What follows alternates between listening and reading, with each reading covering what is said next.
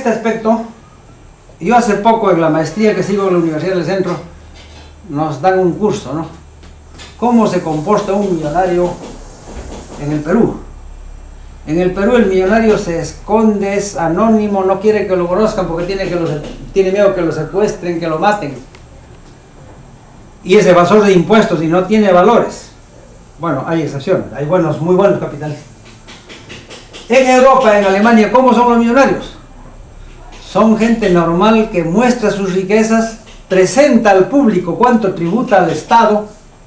Y una cosa bien curiosa nos mostraron, unos videos en que los más millonarios de Alemania hacen un meeting, cargando su mochila, así un manchón por la calle, una cosa bien curiosa, pidiendo que el Estado les cobre más impuestos, porque le están agradeciendo al Estado haberles dado la oportunidad de haber enriquecido con su trabajo, con su país, con el respaldo del país. Miren, ocurre exactamente lo contrario que en Europa acá. Allá el empresario quiere contribuir porque sabe que es un Estado promotor, un Estado protector, un Estado que garantiza el bienestar y ellos quieren pagar, pero que sus impuestos sean bien utilizados. Acá en el Perú el empresario no quiere tributar, esconde, hay evasión tributaria, los delitos tributarios son uno de los más abundantes en el sistema judicial peruano. Entonces hay que ver por qué ese odio entre ricos y pobres acá. En lo cultural no se ha reivindicado la cultura originaria, no se ha comenzado a construir un sistema educativo que incluya ambos sistemas, el sistema occidental y el sistema andino. Obviamente cuando se fueron los españoles siguió el sistema educativo español.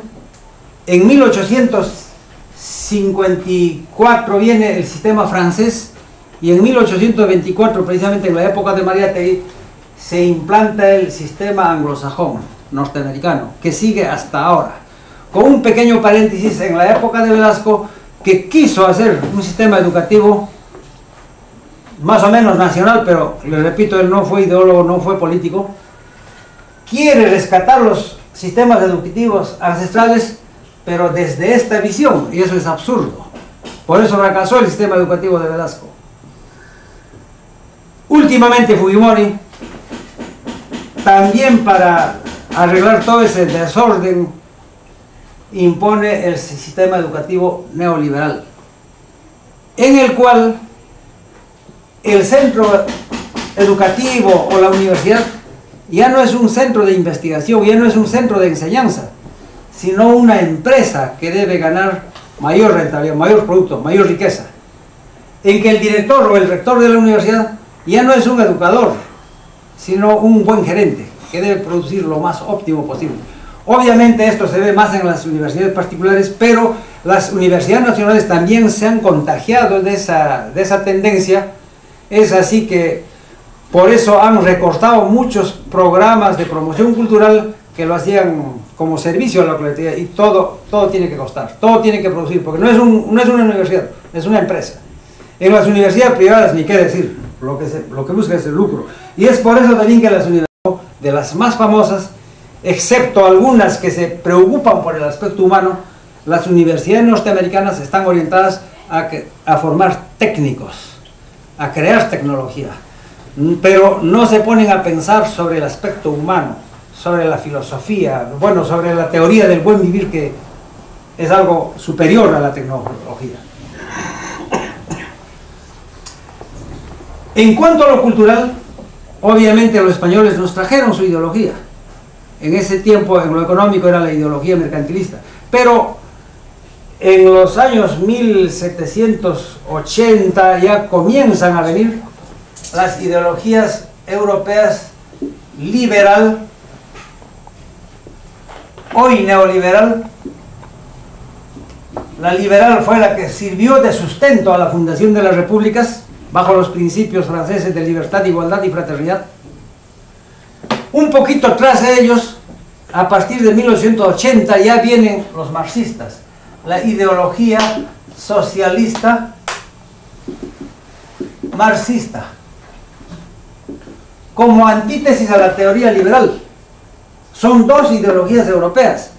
La liberal, que permitió fundar las repúblicas actuales en todo el mundo, bajo esos principios de libertad, igualdad y fraternidad, y la ideología socialista marxista, que venía desde Europa, formada por los trabajadores de las fábricas, por los proletarios, que se le llama en el lenguaje marxista, contra los dueños de las fábricas y de las industrias.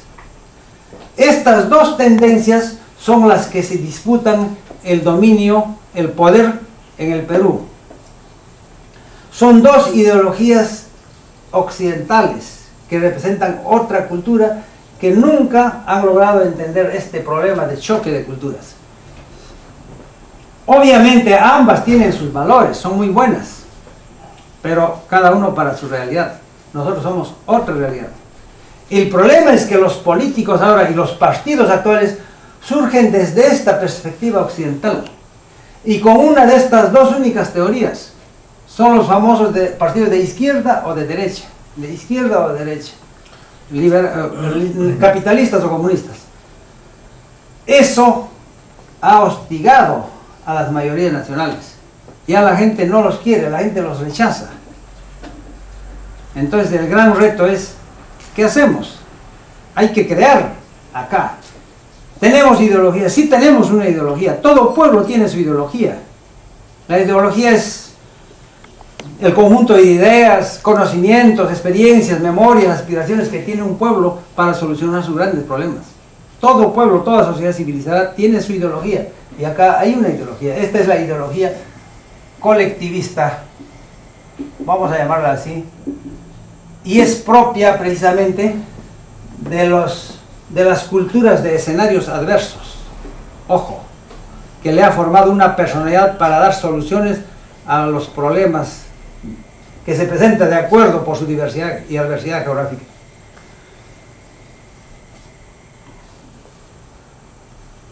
Aquí es bueno entender que esta ideología colectivista es totalmente distinta a la ideología neoliberal y a la ideología socialista marxista. Es un error precisamente que los políticos de acá confundan la ideología andina colectivista con la ideología marxista. Son cosas totalmente diferentes. Son confusiones, son errores de concepto que han traído graves consecuencias. Por ejemplo, en la última guerra interna que sufrió el Perú. Aquí, por ese abismo de diferencias entre dos culturas, ningunos, ni los neoliberales ni los marxistas le entienden al indígena. Y esto ocurrió una cosa muy lamentable durante la guerra interna, cuando en un momento venían los agentes del Estado a luchar contra los subversivos marxistas. Estamos hablando de la guerra entre los grupos marxistas y el Estado peruano. El Estado peruano, a través de sus agentes del ejército, de la policía, no entendían esta realidad y encontraron de repente falta de apoyo o falta de entendimiento con los grupos quechos, aymaras, hablaban otro idioma, pensaban de otra manera, y muchos los confundieron y lo tomaron de colaboracionistas con los subversivos. Y obviamente en esa confusión los ametrallaron y causó muchas bajas por parte de las fuerzas del Estado.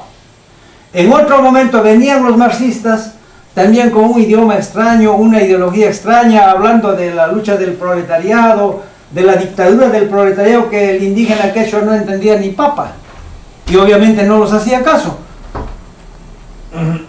¿Qué hacían los subversivos? Estos son soplones, estos están en nuestra contra, y también los ametrallamos.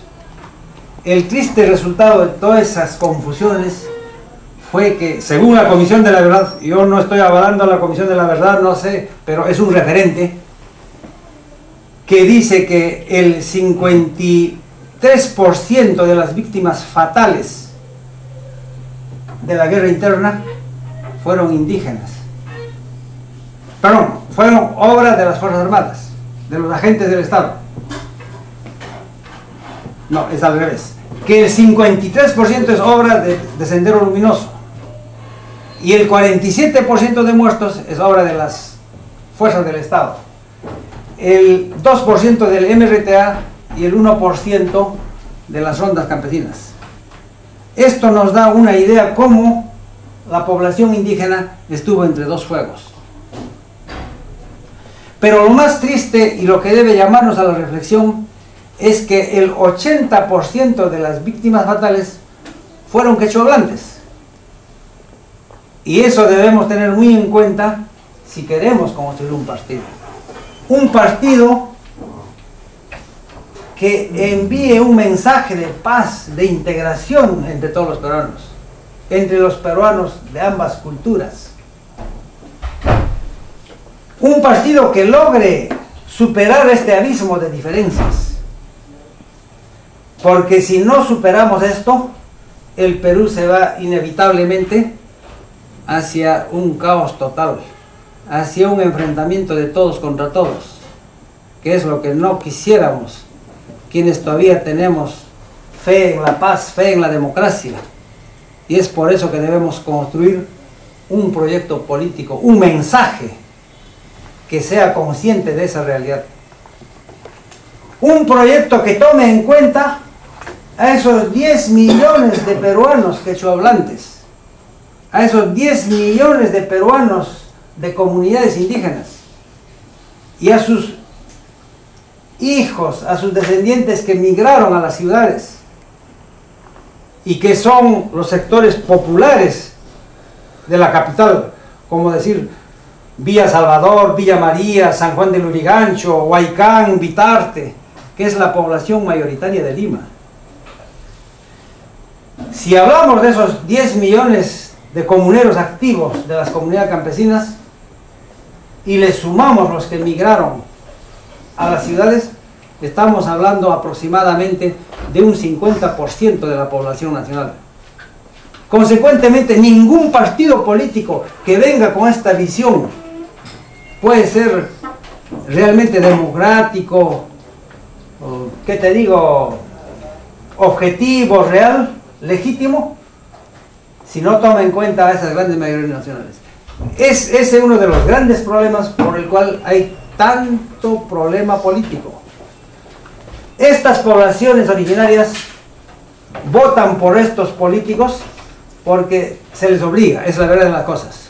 Aquí tendríamos que hablar de la inclusión social. Ese proyecto de la inclusión social actual que nos están dando es una cosa muy incompleta, muy superficial, muy distorsionada. Si se habla de una verdadera inclusión social, tendría que hablarse de una inclusión política, económica, social y cultural. En lo político, en este estado de cosas actual, en el sistema electoral actual, se nos incluye solamente para elegir, solamente el día de las elecciones. Por todos los medios te llevan para que cumplas tu derecho de sufragar.